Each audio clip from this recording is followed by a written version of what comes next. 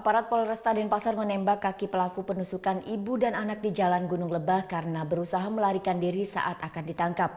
Setelah berhasil mengamankan pelaku, penyidik Reskrim Polresta langsung menggelar prarekonstruksi di lokasi kejadian Rabu siang.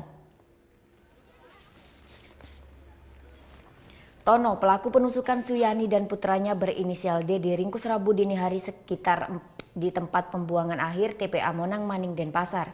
Anggota unit Jatantras Reskrim Polresta Denpasar melumpuhkan tersangka dengan timah panas karena berusaha kabur saat akan ditangkap. Setelah mengamankan pelaku, penyidik Reskrim Polresta Denpasar langsung menggelar prarekonstruksi di rumah korban, Jalan Gunung Lebah 4 Denpasar. Dalam prarekonstruksi ini pelaku memperagakan 17 adegan termasuk penusukan yang menewaskan Suyani serta melukai putranya. Dari hasil pemeriksaan sementara motif pembunuhan ini terkait hutang piutang. Pelaku mengaku membutuhkan uang untuk biaya berobat istrinya. Polisi masih mendalami apa yang memicu emosi pelaku sehingga tega membunuh Suyani dan melukai putranya.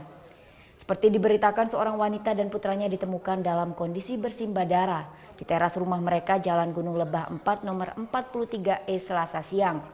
Wanita bernama Suyani tersebut tewas dalam perjalanan ke rumah sakit, sementara putranya sampai saat ini masih dalam kondisi kritis. Pelaku sempat mengancam warga yang berusaha menolong korban.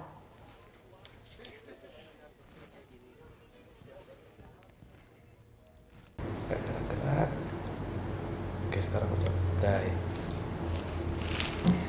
Udah selesai kan nontonnya? Nah, jadi jangan lupa buat like, komen, dan subscribe ya.